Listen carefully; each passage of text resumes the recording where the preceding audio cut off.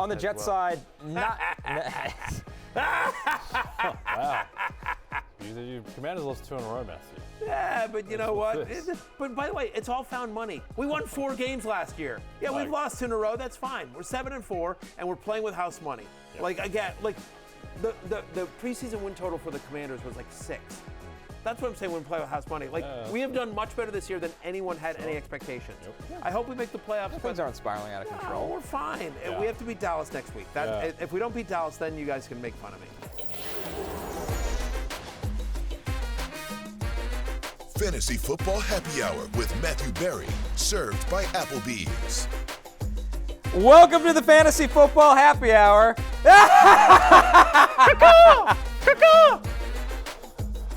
Fly, Cowboys, fly, baby.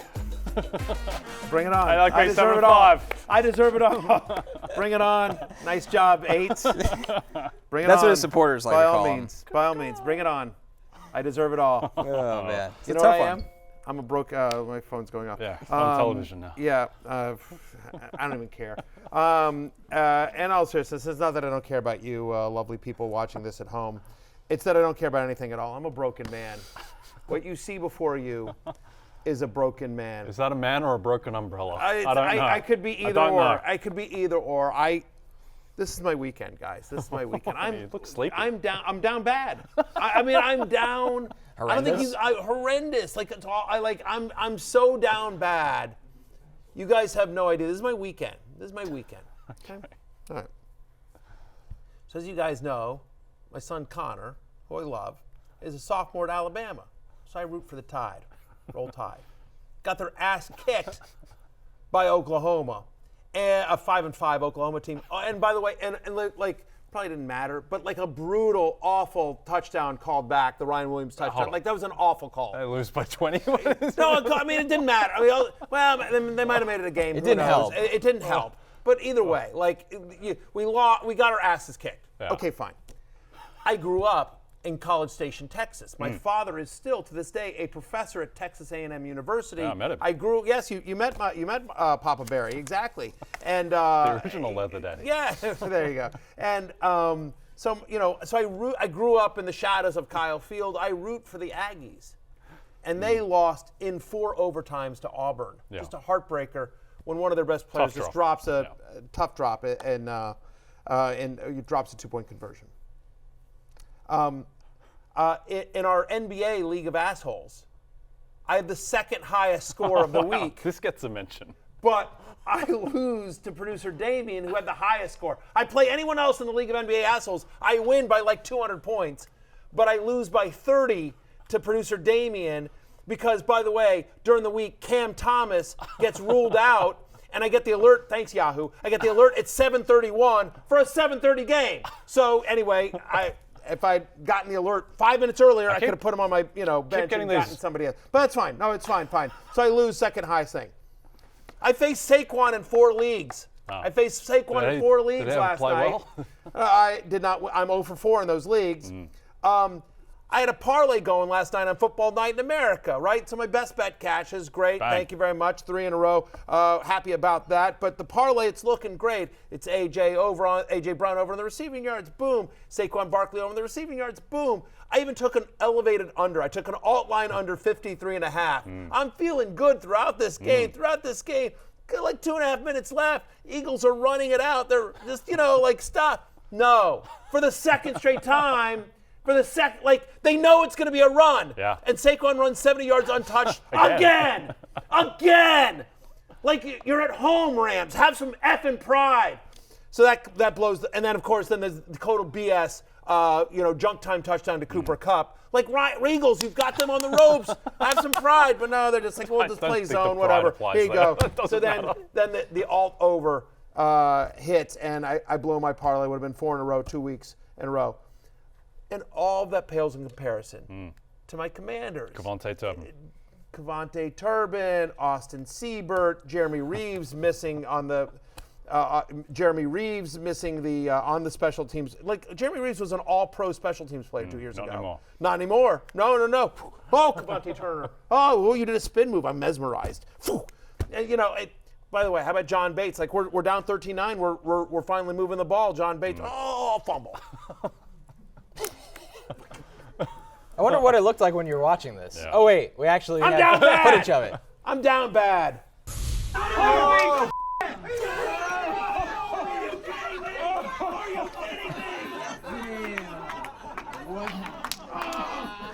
my God!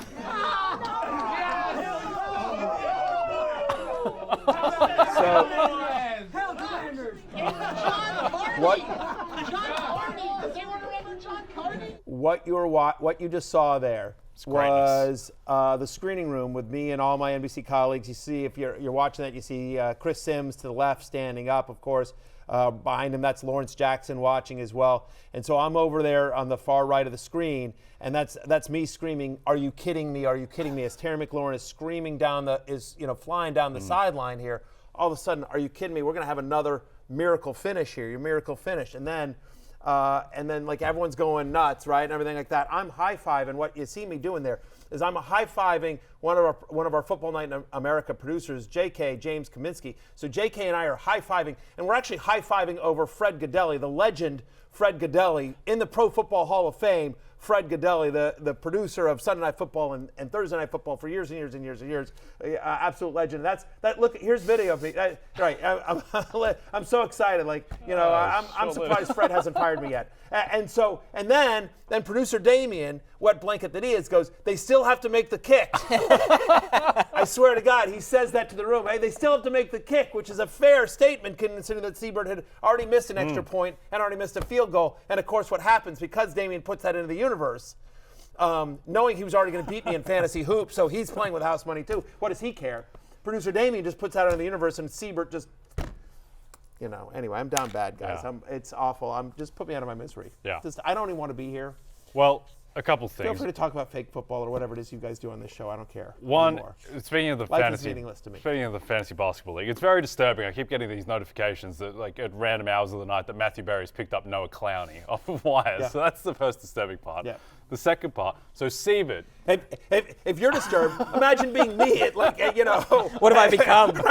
sitting in my bed in the dark picking up Noah Clowney. Yeah. That's what my life has become. Again, I'm down bad, Jay. I'm down bad. It's like, I just couldn't believe it. Does he think he's Jadeveon Clowney? No. So Seabird, when he was lining up for the PAT, let me tell you, there are a lot of thoughts going through that man's head. He did not look like he wanted that moment, and I get that it was a bad snap. Actually, an amazing job by the holder to get the snap back up. Tressway. But yeah, one of the few. Tressway has been one of the great Commanders, Washington pro football players throughout his career in Washington. Good seasons, bad seasons, awful seasons, horrific seasons. Tressway is the truth, So shout out to Tressway. Yes, he managed it. Bad snap. He gets it, puts it down. Seabird just shanks it, and it just. I mean, like, back when I grew up, there was a Washington special teams coach named LaCharles McDaniel, and he drove me crazy. Washington always had the worst special teams under LaCharles McDaniel, and my friend, shout out to my buddy John Cregan, who I went to college with, and he's a big Washington fan as well. And so all we would do for years and years and years is text each other back like, "LaCharles McDaniel again! He screws us!" And I felt like it was the ghost of LaCharles McDaniel yesterday as Washington special teams completely lets the entire team down. Look, there's all sorts of things, like the defense couldn't get stops. They didn't target McLaurin at all. We'll get to this game. I don't know, just all of it. Should we get to a team that's going to win the NFC East? Yeah, Sure. Let's start with the Philadelphia Eagles. And talk about whatever you want. I'm done. I'm dead. Why am I even here? Weekend at Bernie's time. Yeah, 1,000%. Like, honestly, I'll tell you, I just figured out why Fred Gaudelli didn't fire me. And he rightfully could have. Easily should have, honestly. Because he wants me to be sitting here in my misery. This is worse. Yeah.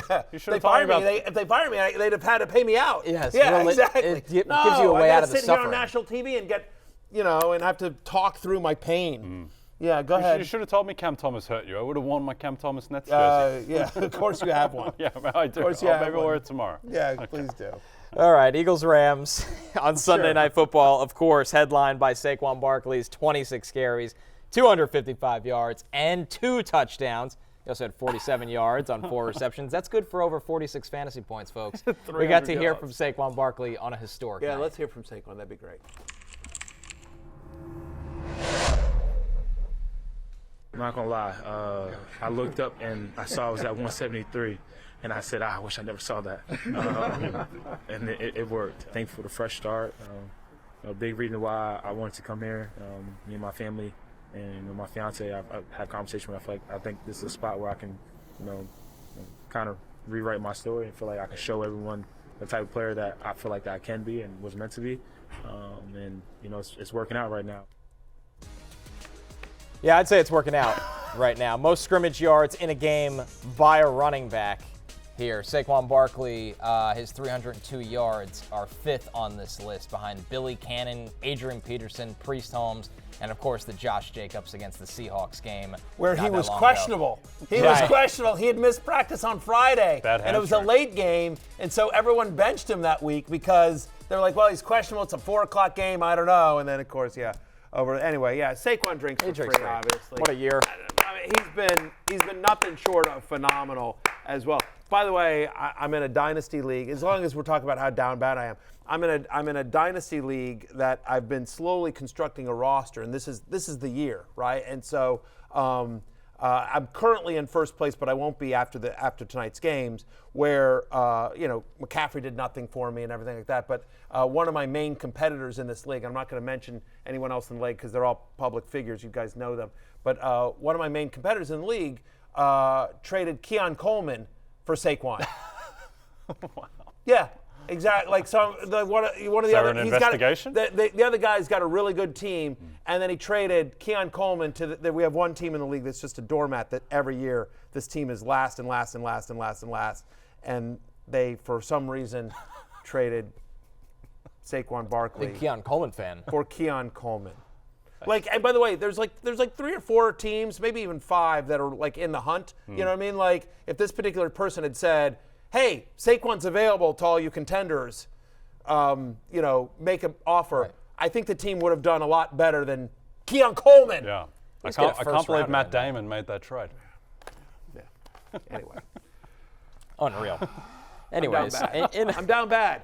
I'm down bad, guys. Well, Mock me all you want. Take as many shots as you want. No, we'll give you a breather. America, feel free. Yeah, we'll give you a breather. No, you don't have to. Maybe we will. What do I care? Can he win MVP, Jay, in all seriousness right now? Because I know 2 weeks ago people would probably laugh at that remark. And I was laughed at. I was when I said this is something that you literally brought up. There's his NFL MVP odds movement right here. Yep. So he started the season naturally at 150 to 1. When we talked about it last week, he was 40 to 1, and now he is plus 500. He's the 3rd favorite for MVP, behind Josh Allen and Lamar Jackson. Saquon is vaulted above Jared Goff, Patrick Mahomes, all the other quarterbacks. I think he can win, and there's a few reasons why. One, now it's started. Now the train. Everyone today is talking about Saquon MVP. Can he do it? So it's entered the discourse early enough. And here's the key for me. Next week, while he's now at the peak of this kind of volume for his candidacy, he plays Lamar Jackson in Baltimore next week, which when you're a long shot, you want that variance. You want the leverage. If he goes into Baltimore, number 1 rushing defense, if he lights up the Ravens and beats them, I think that might just finish off Lamar. Saquon then, I think it's just Josh Allen just needs to fall over. So I think he has a couple pathways. One, I think he's on pace now to break the all-time rushing record. Yeah. If he does that and they keep winning, then I think he will win MVP. And otherwise, if he just gets to 2,000 yards, and he only needs to average like 100 rushing yards per game to get there. If he gets to 2K yards, beats Lamar, Josh Allen. Like the thing with Allen is that he always and the Eagles are like 14-3. Yeah, I mean they're potentially the number 1 seed. Potentially 1 seed. He has a few pathways now. I do think that he is definitely the 3rd most likely player to win at worst after Allen and Lamar. And Allen and Lamar, like Lamar has 4 losses. Allen's numbers don't really stack up to Lamar or Burrow. So I think that there are certainly, it's very plausible this could happen. There's a couple other things that just don't show up in the stat sheet, right? But there's a couple of things because, and Jay, you know the awards market better than anyone I've ever met. But like there's also like it's voted on by people. This is going to sound dumb for a second, but it's voted on by people, and people have emotions, and they don't always just sit there and look at a spreadsheet and so Saquon Barkley, it's a great redemption story in the division. Everyone saw the clip of the Giants and the hard knocks Joe and Shane on the phone. Exactly. So like there's already sympathy for him. He is beloved by the media, and by the way, rightfully so. Because if you meet Saquon Barkley, you love Saquon Barkley. Like he is that guy. He's incredibly charismatic and kind and thoughtful and just like magnetic. Like he just really is. Like everyone that, and I'm one of them, right? I mean, I've interviewed him like 2 or 3 times in my life, and every single time I come away from it like, that guy's awesome. Like, and everyone I've ever talked to that has ever interviewed Saquon has the exact same reaction. Like, he's just an awesome dude, super easy to root for. And so, just, again, you've got media members voting for this award and people that know Saquon voting for him. He's in a big market. It's a great story as well. And then you think about Lamar Jackson, he's already won, whatever. Twice. And so he's right. He's right. He's So not you're just made the Super Bowl, which I don't think should really impact his chances, but it will. It will. And then so it's really just him or Josh Allen. And if the Bills falter, right, which could certainly happen. Bills are going to play San Francisco, at the Rams, at Detroit the next 3 weeks. If Allen goes 1-2 there, then he's done. He just won't win the award at that point. Yeah. So I think there's absolutely a path here, regardless of whether he wins the real life MVP. He's the fantasy MVP. Yeah, right. Like, there's no question. Just literally putting teams on their backs, on his back, and carrying them to victory, killing parlays in the process. You have no idea how down bad I am. Well, one player that did help the parlay, A.J. Brown, catches 6 of 7 for 109 yards and a touchdown. Classic A.J. Brown night, Matthew. I don't know what's left to say about A.J. Brown's season at this point. No Devontae Smith there, so we knew the target share would be going to A.J. Brown and Dallas Goedert. Fine game for Goddard, nothing amazing, but when you're running every single play for 70 yards, you stupid Rams, then, there's no reason to throw to Dallas Goedert. It was a fine game for Hurts as well. I mean, Saquon Barkley had an amazing day at the office. Just had a great day at the office, and we've just seen that a lot more often than not this year. Here's the last thing I'll say on Saquon. This is insane, and we talked about this, I think, on Fantasy Football pregame as well. Or maybe we talked about it on Friday's show. But again, shout out to my guy Ian Hartitz at Fantasy Life. But he brings up this stat that Ian every week does what's called the Sheesh Report, which is just about the players that either got a touchdown called back by penalty, or down at the 1 yard line, out of bounds at the 1.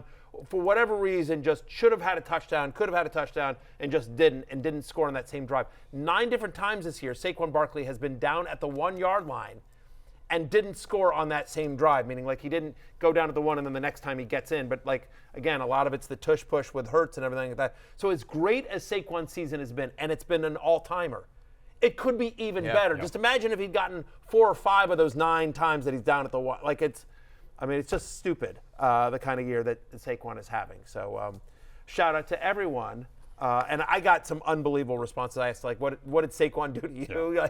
Yeah. Like, show me where it hurts. And, like, just some of the responses on social media. The team without a defense and a kicker. And Yeah, there was one team that, like, for I guess probably a bye week issue, didn't start a tight end, a defense, or a kicker, and still because of Saquon, beat the other team by like 50. I mean, it's like, it's just, whatever. It's his world. We just live in it. On the Rams side of things, solid night for both Puka Nacua and Cooper Kupp. They each hit the 20-point marker. Puka Nacua gets 13 targets, converts 9 of them for catches, 117 yards. Cooper Kupp, same story, 11 targets, catches 8 of them, 60 yards. He gets the touchdown, which helps his night as well. Both guys right now, Jay, head into Monday Night Football as top 12 finishes at wide receiver. Yeah, I don't think there's really a takeaway here or anything that we didn't already know. Both of these guys, they are kind of defense-proof. They're able to produce against what's become an elite Eagles defense, and I think each week it's going to be interchangeable who is the better guy, but both of these guys are wide receiver 1 types. Yeah, I think it's pretty clear that when both are healthy, it's Nacua over Kupp as well. I mean, in terms of just target share, 38% target share for Nacua in this one. It's his 3rd straight game above 31%. He just doesn't have that many fully complete games. He left due to injury in the first week. There was that game where he punched the guy and he got second quarter ejection. Yeah, he got so. But in complete games this year, he's got a target share of now over 30%, including 38% last night. Second most receiving yards by a wide receiver against the Eagles this week. Kupp's night got bailed out by that last second touchdown, kind of junk time. But again, for our purposes, every single week, you're starting Cooper Kupp, you're starting Puka Nacua, you're starting Kyren Williams. Nice to see him get in the end zone after, about a month of a dry spell there for Kyren Williams, and that's about it for the Rams.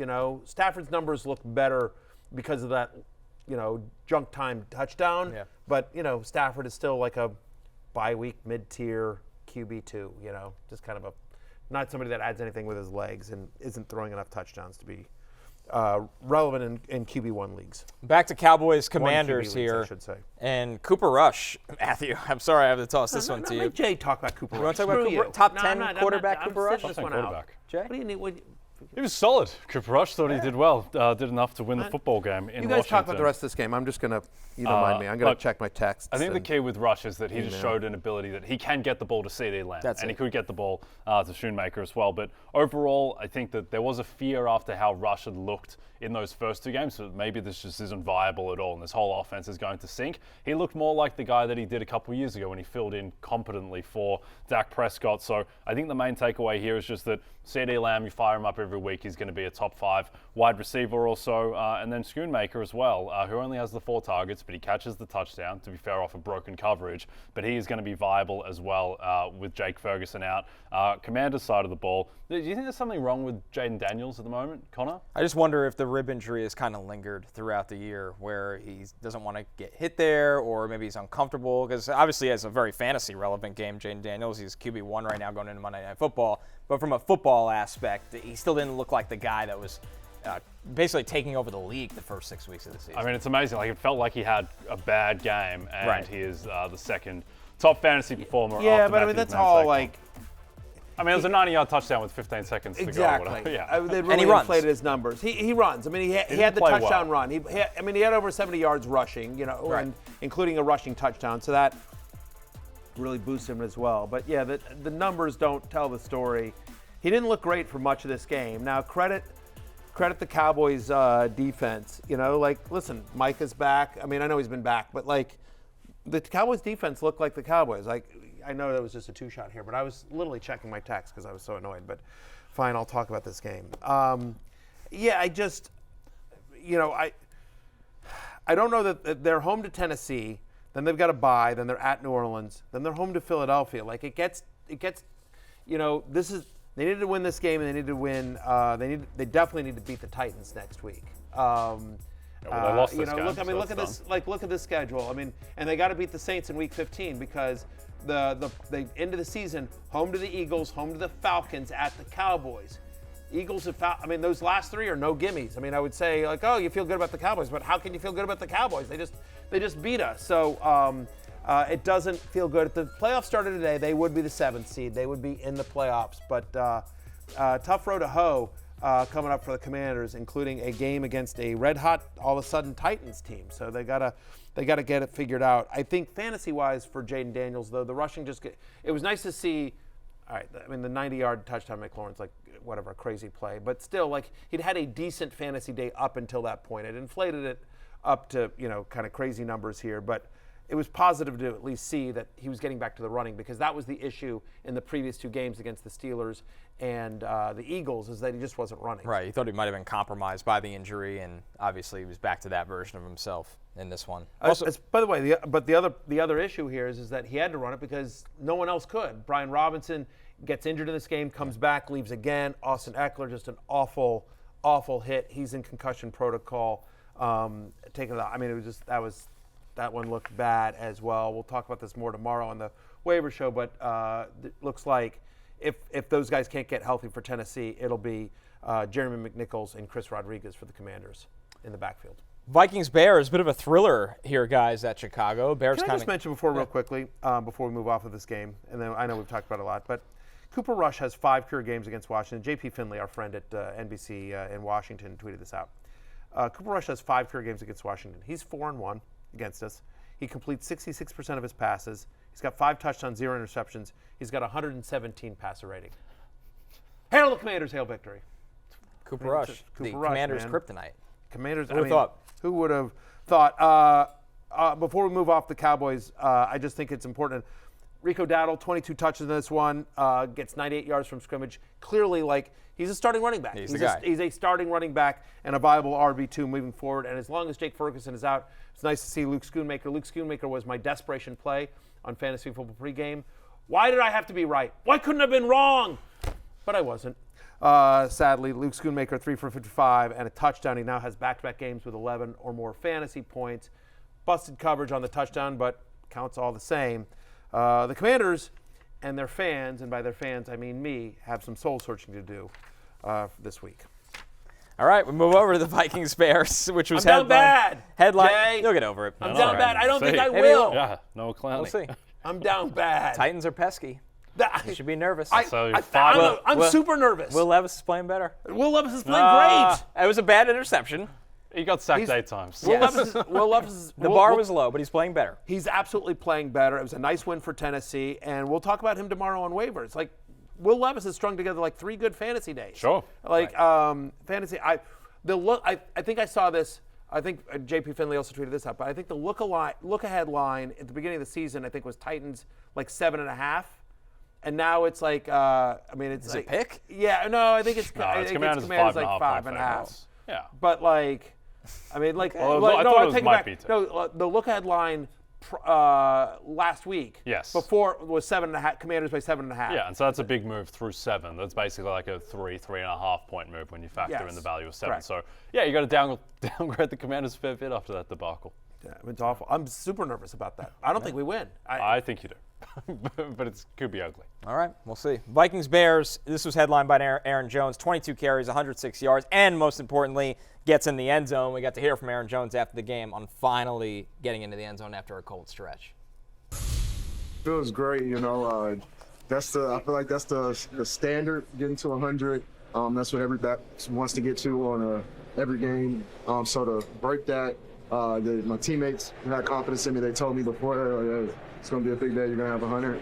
And as soon as I was close, they were letting me know. So they care about it just as much as I do. There you were, Jones, to get into the end zone, and you finally got in today. Man, it felt so good, to be honest. Like, it was a sigh of relief. A month's too long. I got to go back and look, but I don't think it's ever been that long. So just like a sigh of relief, I tried to spike the ball as that side, getting some of that anger out. Wasn't a great spike, but go back and practice it. My first time ever spiking the ball. Aaron Jones is a national treasure. Oh, he's in case you were just listening to the audio, Aaron Jones did that press conference or was talking to the reporters wearing a giant purple sombrero, which he's prone to do. He used to have a big green sombrero when he was with the Packers. Anyway, Aaron Jones is a national treasure. These are the kind of things that happen when you free Aaron Jones. 25 touches, tied for the second most in a game this season. His best fantasy game since week 7. His 6th different game with 100 or more yards from scrimmage this year. Only 3 running backs have more. And he was one of every Viking that kind of went off in this game, except Justin Jefferson. Did you just start crying? What's going on with your voice there? Maybe. I have a lot more Justin Jefferson than I do Jordan Addison, who, by the way, but as long as we're talking about Barry being down bad this week, Jordan Addison on the hate list, by the way. Jordan Addison was on the hate list. I distinctly remember this. Yeah. Oh, yeah. Just so you know. Just owning that. Good job, Barry, on that one as well. Jordan Addison, 8 for 162 and a touchdown on 9 targets, a career high in receptions, receiving yards. Somehow got a 28% target share. He got more receiving yards in this game, guys, than he had in the previous 4 games combined. He's now very quietly scored in 3 of the last 4. I think you have to start thinking about Jordan Addison on this wide receiver 3 radar. Just felt like the Bears made a point of taking. We don't care. We're going to let everyone else beat us. We're just going to make sure we take Justin Jefferson out of it. And sure enough, everyone else beat him. Yeah. Didn't really seem to work that well as the Vikings moved the ball. Ultimately, I think the big story in a way outside of Addison is that TJ Hawkinson is just all the way back, top 5 tight end. Yeah. The rest of the way, he doesn't look hindered at all by his injury. The Jefferson game, I think you just have to write it off to just that extreme defensive scheme against him. But Connor, I thought yesterday, there's so much talk about Daniels, Bo Nix, again, another good game. Drake May out there too. But I thought the best rookie quarterback yesterday was Caleb Williams. I thought so too. You just saw some of the things that made him special coming out, the sure. throws in and out of the pocket, the extended plays, the really dangerous but throws that he can make and was more comfortable making them. I thought he was just as good as the stats would indicate. Yeah, when we were watching it in the screening room, all of us on Football Night in America, like he made one throw and Chris Sims just blurted out. He goes, Caleb Williams throws on the run better than any quarterback I've ever seen. Yeah, he was just like, it's unbelievable. That throw to Swift is just ridiculous. The one I'm talking about, like DeAndre Swift. It's an off-schedule play, and Swift just he's running around, and then he realizes that Williams is scrambling, and so Swift just heads down the sideline and does one of these, and Williams just throws him on the run over his shoulder. Like, how about the throw to get him into field goal range after the onside kick? Like, these are next level throws. Like, this guy, between the game in London against the Jags, which I understand it was against the Jags, but still just the level of throws he was executing, like, this guy's just not going to fail. And yeah, we go back and forth with the Daniels v. Caleb thing. I think we're probably just going to go back and forth on that for a long time. It just looks like since the offensive coordinator change, he's doing less thinking. He looked so afraid to make a mistake for a while. He's doing less thinking, and again, continues to use his leg. It's now his 6th game in a row with at least 30 rushing yards as well. And look, Keenan Allen. Welcome back, Keenan Allen. Sitting on waiver wires and benches across America. Like, Keenan Allen has been terrible all year, fantasy-wise, I should say. Jordan Addison, Keenan Allen, play all the hits. Yeah, no, I have in a league. I'm still gonna win. But in my down bad, way, I had Jaylen Waddle and Keenan Allen on my bench. Forgot about Waddle. Right, because it's like they've been brutal all year long, and so it's a deep league. And I just, I went with different flexes that did okay, but didn't do as well as Jaylen Waddle and Keenan Allen sitting on my bench because they've been brutal all year long. So. Don't beat yourself up on that one. You can beat me up because I'm the one that it was that weekend. Anything I touched just turned to, what's the opposite of gold? Anyway, that's not the opposite of gold. Poop emoji. Anyway, Keenan Allen, targets, receptions, receiving yards, fantasy points, season highs in every one of those categories. 32% target share still kind of looks fat. I got to be honest with you. I mean, he did. I was just like, everyone was like, "Hey, stop with the fat Keenan stuff," and then you're watching him run, and you're like, He looks larger. He looks a little thicker. Luka Doncic is an MVP candidate every year. It works for some people. I don't know, but they were finding him where they got DJ Moore involved as well. I mean, listen, Keenan Allen 15 targets, ridiculous. DJ Moore though 7 targets. Adunze also gets a decent amount of work, and so. Yeah, it just feel like the game sort of lent itself to that. I don't think that's how Chicago wants to play, where they're throwing as much as they are. Caleb Williams threw the ball 47 times in this game. But again, I think you feel good about, if you've invested in any of the Bears offense, you feel good about where Caleb Williams is and where these guys are. It is worth noting, though, their upcoming schedule is pretty brutal. They're at Detroit next week, on Thursday. It's the Thanksgiving game. A short week on the road at Detroit. Don't love that. Then they're at San Francisco. See if they can get Bosa back and get that defense playing better. Then they're at Minnesota again, so another game against the Vikings, and then home to Detroit. So tough sledding upcoming for the Bears, but positive to see how the offense is going under Thomas Brown for sure. All right, we go over that Tennessee game at the Texans. A surprise win for the Titans here. Tony Pollard, tighten up. 24 carries, 119 yards, and a touchdown. Also had 3 catches for 10 yards. Massive day for Tony Pollard in another kind of gut punch loss for this Texans team, Matthew. We talked, we'll talk about the Texans a little bit. Like we did a thing on the Football Night in America pod, contender or pretender, and I listed the Texans as pretenders. You look at their upcoming schedule. They're at Jacksonville, okay, fine, they got to bye, whatever. But then it's Miami, it's at Kansas City, they got a game against the Ravens. Like it's a very tough end of the schedule for them as well. They got a chance because of the division they're in. Right. They stockpiled a lot of wins early. They did early, but still, they don't have a signature win this year. You know what I mean? They really don't. And like this is a game you need to win, and they didn't. We talked about this on Fantasy Football pregame. One of the things that did actually go decently for me today, this past weekend, was I had Tony Pollard as one of my shot for shots. Had him as at least 15 fantasy points for Tony Pollard. He ends up getting over 21 in this one. We talked about when Tajay Spears doesn't play, Tony Pollard is a RB1 in fantasy. 20% target share. Great to see. On the season, he's got a 14% target share, which is 6th among all running backs as well. Played 94% of the snaps. Like Tony Pollard, again, you don't want to root for injury, but as long as Tajay Spears is out, Tony Pollard RB1. All right, our last game. Well, let's go to the Texans here, guys. Yeah. Because Nico Collins kind of looked like himself, Jay. I know he only had 9 targets. Not that they were throwing a ton, but he gets a touchdown. He goes over 90 yards. It's obviously a comfort for C.J. Stroud when Nico Collins is in the game. Yeah, definitely. Nico seems like he is the same guy. I expect that he's just going to be a wide receiver one, nailed on the rest of the way, and to only catch 5 passes, but to get the 92 yards and a touchdown is encouraging. I think the biggest story in a way was Joe Mixon going 14 carries for 22 yards, 5 catches for 23 yards. This is just like this is the reckoning for Bobby Sloak. This was coming for a while, and it's just this insane commitment to the run when they if they're not running the ball effectively, why do you keep running him so much when you're able to have success through the air against a suspect secondary with L'Jarius Sneed? Let's just keep running it right into Jeffrey Simmons over and over again for nothing. Sweat, it's baffling. Yeah. No more like Bobby Slowick, head coach, prime candidate. Not until they start fixing their offense. 1,000%. He might not be able to keep the OC job if things go like this early next year. It was a shocking lack of understanding your opponent and a shocking lack of in-game adjustment as well. Mixon is just whatever. Bad day at the office. But look, he's still got 19 touches in this one.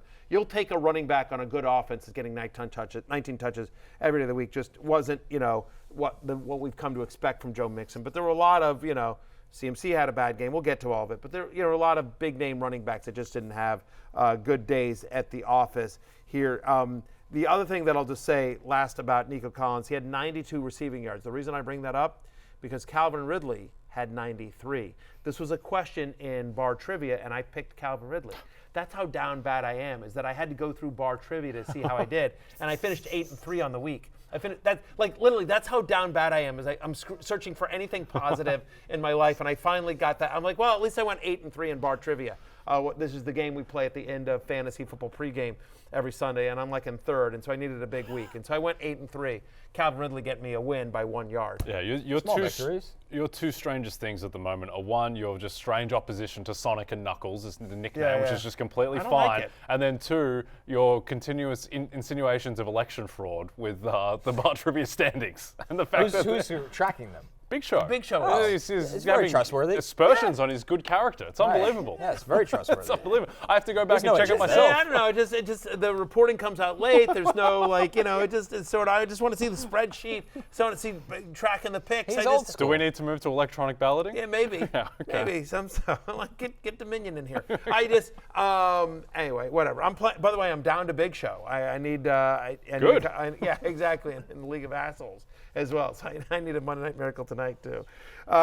Anyway, but yeah, that's how down bad I am. I'm down bad. Bar trivia searching. Yes, I'm down bad. That's the first I've heard Doom of this on Doom scrolling this at like season. 2 a.m. This is so sad and pathetic. Noah Clowney. Our last Yes. game, Patriots, Dolphins. And for anyone that isn't that super familiar with NBA, Noah Clowney's not good. No, Like, he might be one day. Not now. Not now. But that's how down bad I The am. waivers are not great in that league. Oh, no, it I've come isn't. to find out. Again, lot of Brandon at least I'm in Pajemski. second place. Again, I lost to producer Damien by 30 points. All right, Thomas. Patriots, Dolphins. Dolphins take care of business on the back of Tua having a big day. Only 20 for 40, but over 300 yards, 4 touchdowns. All great news for Tua in fantasy.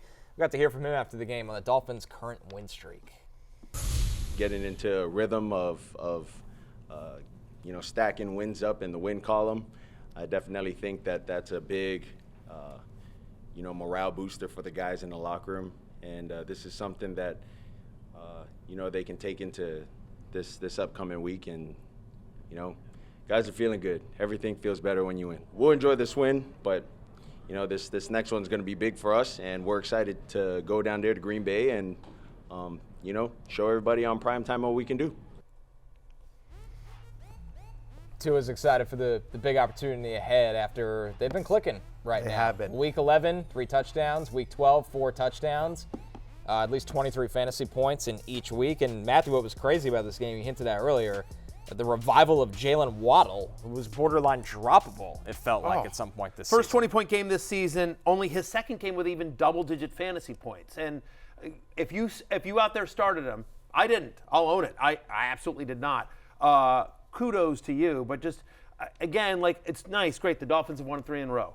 Whatever. They beat the Patriots, they beat the Raiders last week, and then they beat the Rams, which I don't think the Rams' victory looks nearly as good after the dismantling they got last night. So, we'll see. If the Dolphins have always been bad in cold weather. So if they go to Lambeau on Thursday night, games here on NBC and Peacock, I think it's the best game on Thanksgiving actually. But if they go into Lambeau Thursday night and they beat the Packers, okay. Then we're like, all right. Things will look different. Yeah, then we'll look different. But until that time, I'm not ready to buy any of this. The stuff that I do buy is that Tua's playing at a very high level, fantasy-wise. Back-to-back games now with at least 23 fantasy points. He's getting Jonnu Smith involved, Devon Achane. By the way, it's Jalen Wright over Raheem Mostert. We'll talk about this more tomorrow. But Mostert, welcome to Dumpsville, I think. Yeah, use him as well. But I don't know that I predict this going forward for Jaylen Waddle. I mean, Jaylen Waddle's going to be a risky wide receiver 3. next week, right?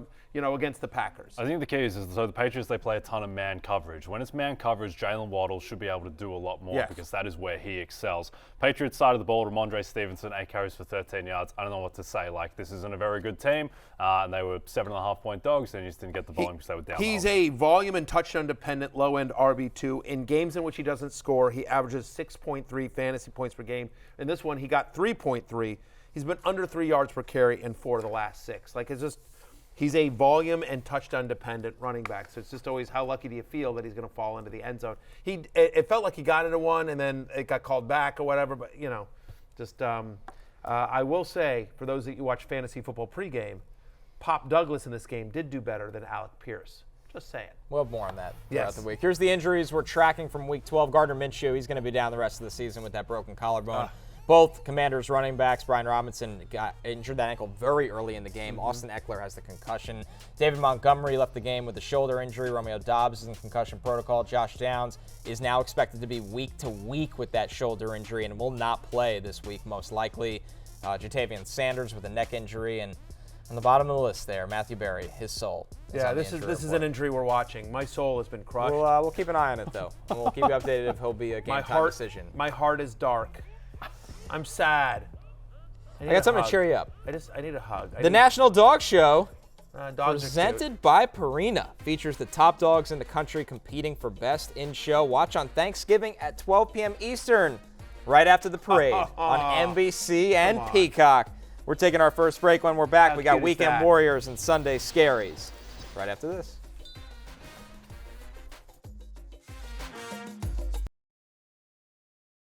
Yeah, I mean, you always want to have some blowouts. You want to be a little calmer in the fourth quarter. But I've always said it can be a good thing as you get to the playoffs and later in the season. Just knowing that you've been in those moments before, and knowing how to kind of attack it, play by play, not making it too big of a moment. But no, I mean, I would say this more than anybody. I would love to win a game, not by the very last play. Weekend Warriors. That was Patrick Mahomes, who completed 27 to 37, 269 yards and 3 touchdowns. Matthew, most notable thing to me, 5 rushes for 60 yards in this one. Yeah, he keeps using his legs as a season high in fantasy points and rushing yards. He now has 3 touchdown passes in 3 of the past 4 games, which is nice. Raiders and Chargers next up for Mahomes, who's back to being a QB1. Good to see. Noah Gray also catches 4 targets, 66 yards, and 2 touchdowns. Unbelievable Noah Gray in this offense right now. Josh Jacobs, Jay, also makes Weekend Warriors volume for Josh Jacobs. 26 carries, over 100 yards, 3 touchdowns helps too. He had 19 carries in the first half. Like, this is what Matt LaFleur wants to do. He wants to run the ball, and then he wants to take deep shots, which is kind of bad news for fantasy purposes for the Packers wide receivers, but great news for Josh Jacobs. He's quietly been having a very solid year, just hasn't been getting the touchdowns until yesterday, where he had 3 of them to make up for lost time. So he is running back 2 going into Monday Night Football. 6 rushing touchdowns in the past 4 games, at least 20 or more fantasy points in 4 of the past 5. Just something to watch out for, as you can see the workload getting a little bit less because he had such a big workload here, and they play the Thursday night game at home against Miami, which has a pretty good run defense. RB2 for Jacobs right behind him. RB3, Bucky, Irving, Matthew. Big volume, but a little bit different. 6 catches, 64 yards, 12 carries, 87 yards. He gets the touchdown.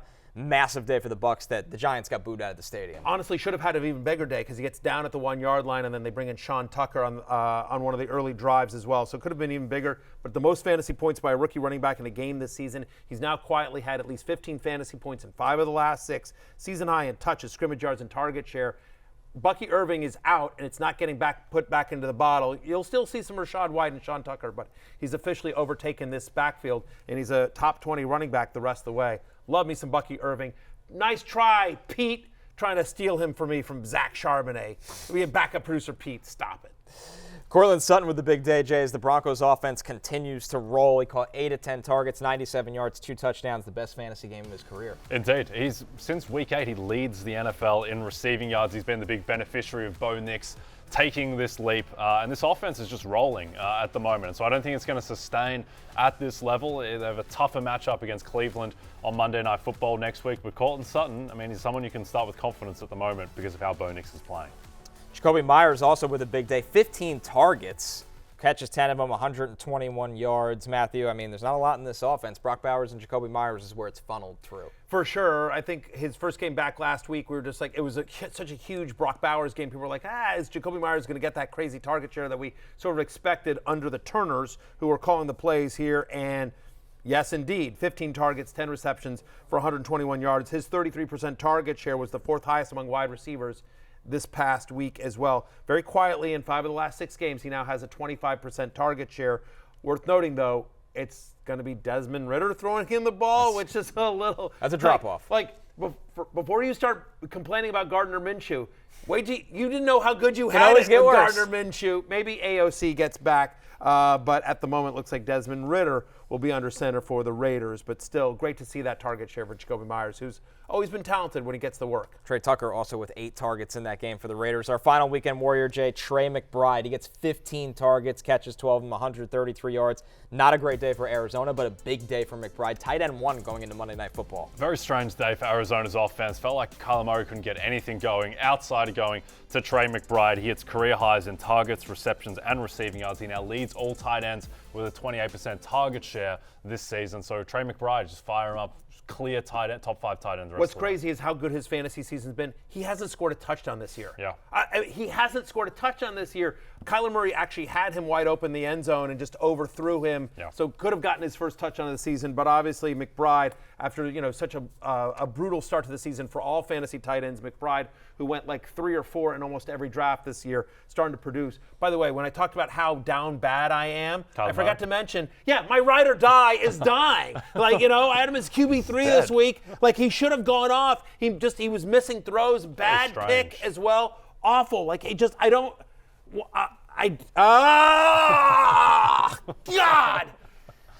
It's good to get it all out. God, Kyler Murray, what are you doing to me?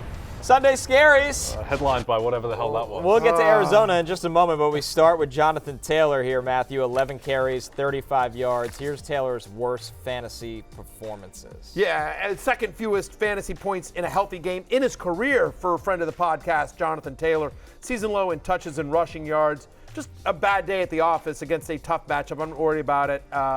Ultimately, the fact that Anthony Richardson is running and everything like that, better days are ahead for Jonathan Taylor. But quietly under single-digit fantasy points in 3 of the past 4 games. More RB2 than RB1 until the Colts start getting a little bit better at running the ball. Hopefully better days ahead for Deebo Samuel, Jay, but honestly, with the way the season's gone, not a lot of reason to believe right now. He gets 4 targets, he catches 1 of them for 21 yards. It's not happening for Deebo. It's not happening for Deebo. Even when Brock Purdy's been in there, it hasn't really been happening for Deebo. He only had a 15% target share. Now we got Brandon Allen a little bit, so you have to throw it out somewhat, but at the same time, he just hasn't really lived up to expectations. He made some bad drops. It doesn't look like that the same interception guy. I feel like was on Deebo, not on Brandon Allen. Yep. Tough game for Deebo. Tough season for Deebo. A tough game for Marvin Harrison Jr. in that Arizona Since week 3, offense. by the way, he has 1 game with 13 fantasy points. Is Deebo still an automatic fantasy starter with everyone healthy? If Brandon Allen starts again next week, I would say no. No, definitely not. And we'll have especially more. on the road at Buffalo. Yeah. Not an easy place to play this time of year. No, it is not. Marvin Harrison Jr., Matthew, he gets 6 targets, but only 3 of them for 47 yards. As this passing offense sinks, he sinks with it. Yeah, he had a play where he got 1 foot in and then kicked over the pylon. And I think dangerously close. I think if that's a touchdown, I think the day looks a lot different. Just again, credit Seattle. They played the Cardinals tough. Kyler had a bad day at the office.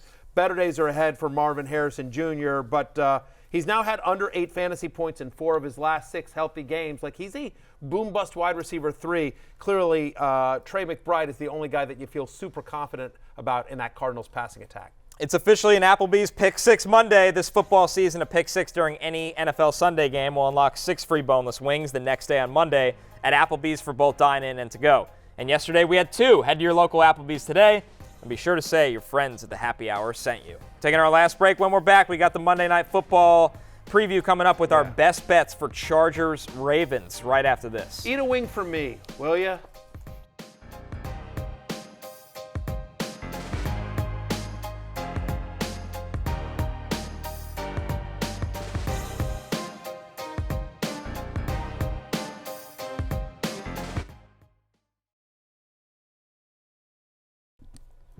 DraftKings Sportsbook is the #1 place to bet touchdowns, and new customers can bet $5 and get $150 in bonus bets if your bet wins. Download the app and use promo code Barry when you sign up. DraftKings Sportsbook, the crowd is yours. I guess. Last call. Let's take a look at the most bet props, courtesy of our friends at DraftKings for Monday Night Football. Justin Herbert rushing yards over 18.5. J.K. Dobbins revenge game. Rushing yards under 51.5. Lamar Jackson rushing yards alt line 25+. That's minus 525.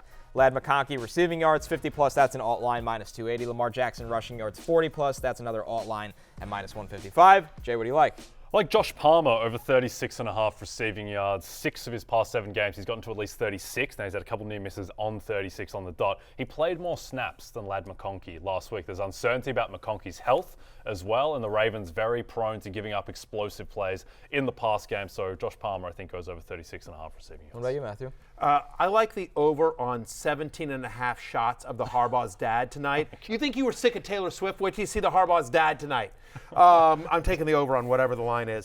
In all seriousness, my actual bet is Justin Herbert under half a reception, under 0.5 interceptions. Look, he's got the lowest interception rate among quarterbacks this season. He's got 1 interception in 277 attempts. Obviously, Ravens bottom 10 in the NFL in terms of interception rate. You know, we know Kyle Hamilton, but he's like the John Bates of Man, if defense. he gets one tonight. It's going to, of course.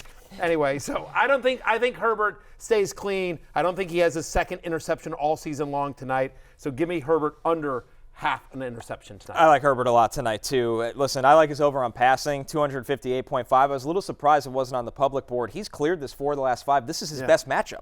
I agree. Out of the 6 games, this is the best matchup. So I I would like have taken this bet if you hadn't taken it already. We'll take an alt line. Say 275. Yeah, or 245. Whatever, sure. You need a win. You need a win. All right, Matthew, here's your top players for tonight, where a lot of people need Monday night miracles. For sure. It'd be interesting to see if Dobbins can get into the end zone. He's not really used in the passing game here. And will Ladd McConkey play? If he plays, he's questionable going into tonight. We expect him to. But if he does play, he should have a very good matchup as well. We like Zay Flowers as well. QJ is more of a flex. And how about the tight ends? Will Dissly over Mark Andrews? Will Dissly has become a thing for this Chargers offense. I love that. Before we get out of here, I just want to show you, Matthew, take you back down memory lane to when me, you, and Saquon Barkley, look, the 3 of us. What a great at picture. the Super Bowl. Yeah. The MVP That's a nice candidate, shot. me and you, Matthew. This is what it's all about, baby. You guys are just having a great time. Wow. Good times for What a good time. What a great chat with Saquon. For the 3 of us. A lot of people are like, hey, Barry, I know you're down bad. Can we make you more down bad? And I think that photo just did it. Well done. Well played, Jay. It's a great photo of the 3 of us. Well played. Well played. The MVP. Someone fire me. Hey, it's closing time. You don't have to go home, but you can't stay here. For Jay and Connor and my soul, peace out.